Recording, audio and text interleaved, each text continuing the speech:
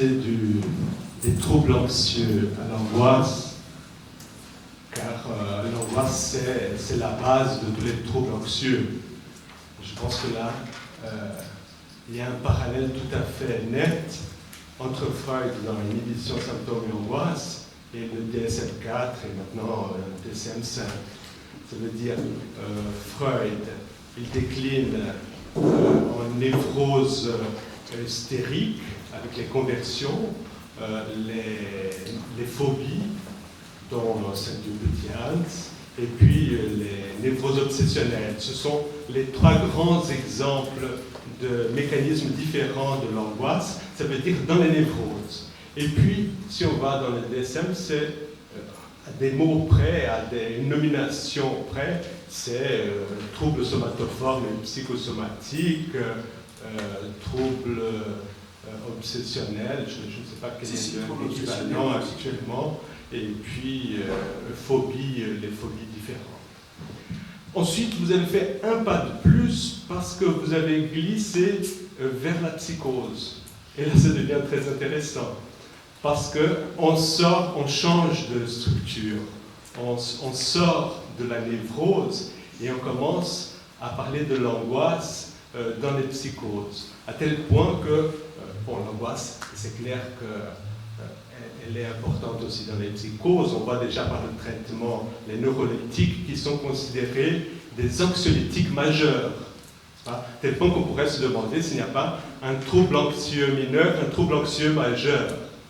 Alors ma question c'est, là on voit l'angoisse pratiquement par rapport à tous les symptômes, en action dans tous les symptômes et dans les différentes structures, mais qu'en est-il des perversions ?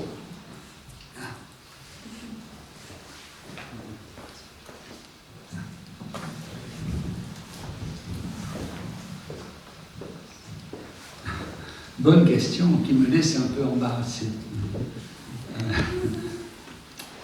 Parce que ce qui me vient immédiatement, c'est un pervers peut-il être angoissé ? Donc, au fond, l'angoisse est présente dans la perversion, mais de l'autre côté, en face, si je puis dire.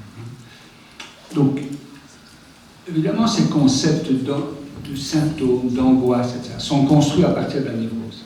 Est-ce qu'ils sont valides pour en parler dans la psychose ? Je n'ai aucun doute là-dessus, n'est-ce pas ?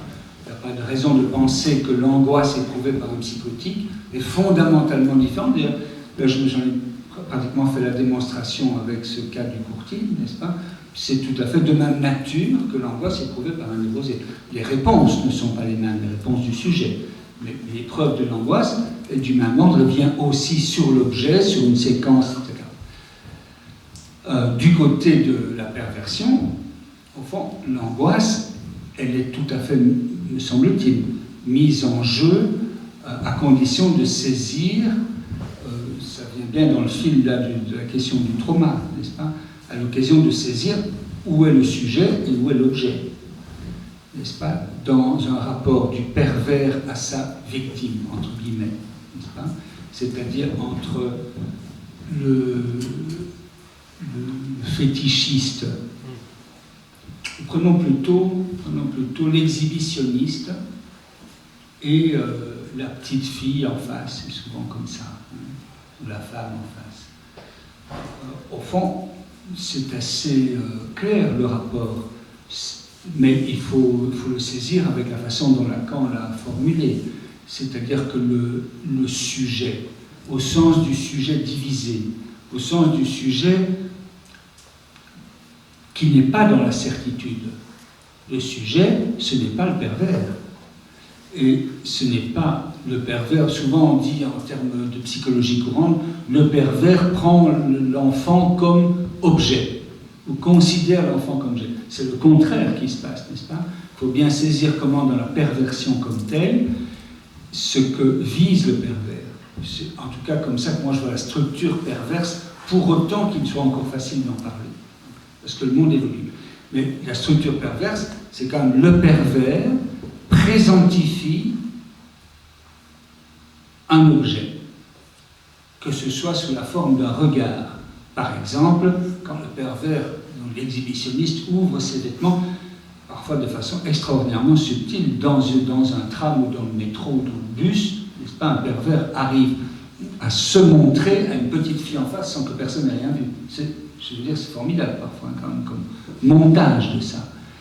Mais l'objet, au sens d'objet-regard, au sens d'objet de ce qui, là, est vraiment objet, c'est du côté du pervers que c'est, n'est-ce pas? Il se fait objet-regard de la petite fille. Et il est dans le champ de vision de la fille, mais ce qu'il propose, c'est qu'elle soit divisée par ce qui lui revient du regard en face. Ce qu'il propose, c'est qu'elle soit anxieuse. Et donc, c'est le sujet qui est anxieux. C'est pour ça que je dis que le sujet est du côté de la victime, le pervers se mettant du côté de l'objet. Et à ce titre, d'ailleurs, il est d'autant plus solide. C'est une simple, c'est pas une question de dénomination, c'est une question de doctrine essentielle pour saisir que dans le rapport entre le pervers et la victime, celui qui peut éprouver quelque chose, c'est la victime. Du côté du pervers se trouve seulement présentifier la jouissance de l'objet.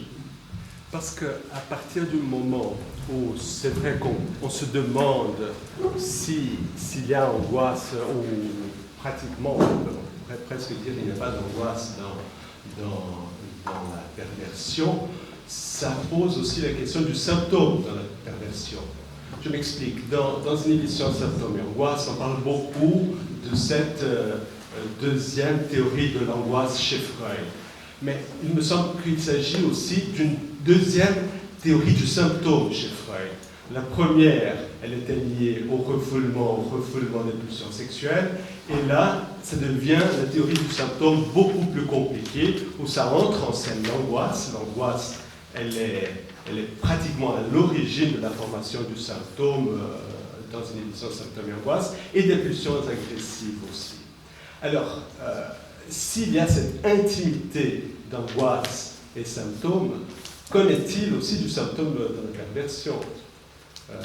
Bon, ce sont des choses que je n'ai jamais pensé, puisque je suis responsable aussi d'un cours de troubles anxieux à l'UNIL, et je travaillais toujours la question de la névrose. Là, vous m'avez fait penser à la psychose qui est évidente, que je pensais de façon subliminale, et à partir du moment où on pense à la psychose, je commence à me demander aussi sur la perversion. Qu'en est-il de l'angoisse dans la perversion, et maintenant du symptôme de la perversion?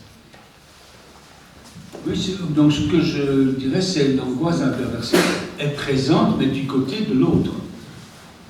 Elle n'est pas du côté de l'autre, elle n'est pas présente du côté du pervers lui-même. Alors le symptôme, évidemment, là, la thèse de Freud, c'est que la perversion, c'est le négatif de la névrose à un certain niveau. C'est sûr que c'est sans constitution de symptôme. C'est là où le névrosé doit organiser un symptôme pour supporter la dimension pulsionnelle. Le pervers, lui, vit la dimension pulsionnelle sans avoir besoin de la constitution du symptôme. C'est à ce titre-là, au fond, que c'est l'envers. Néanmoins, il faut bien reconnaître qu'au fond, la catégorie de la perversion devient moins pertinente dans le monde aujourd'hui. Elle devient moins pertinente parce que, au fond, qu'est-ce qui est encore interdit sur le plan sexuel? Rien, pour autant, me semble-t-il, rien. Vous savez, il y a un certain nombre d'années encore, certaines choses étaient interdites. Par exemple, c'est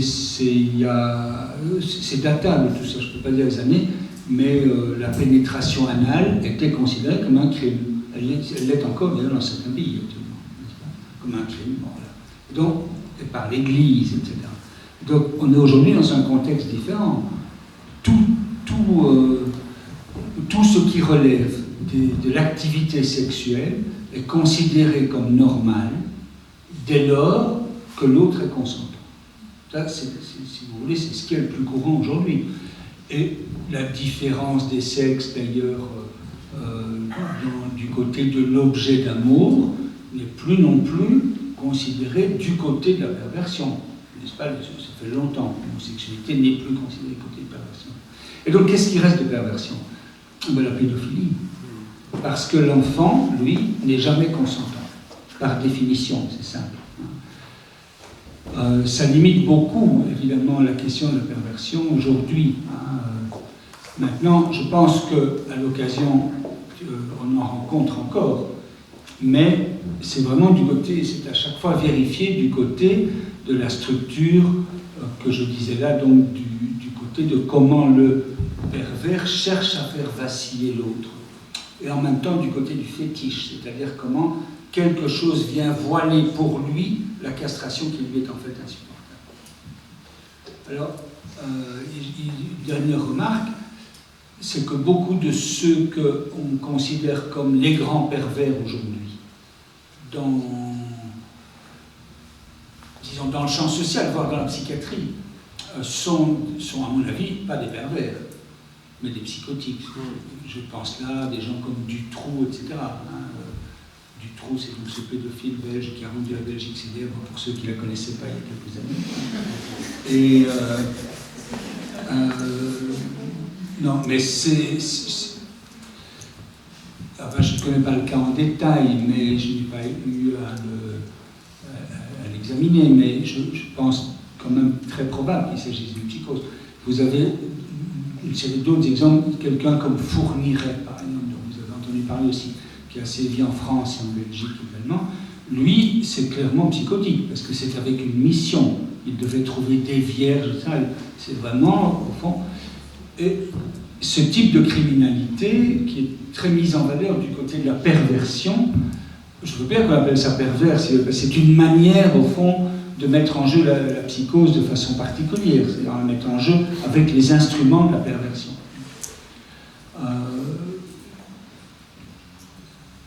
Donc voilà pourquoi je pense que ce n'est pas si simple de parler de perversion aujourd'hui. J'ajoute que depuis toujours, évidemment, il faut distinguer la perversion au sens du trait de perversion, qui consiste seulement à passer son fantasme à l'acte, ce qui est le rêve des obsessionnels, et qu'ils font parfois, puisque c'est qu'aujourd'hui, il y a une plus grande liberté sexuelle.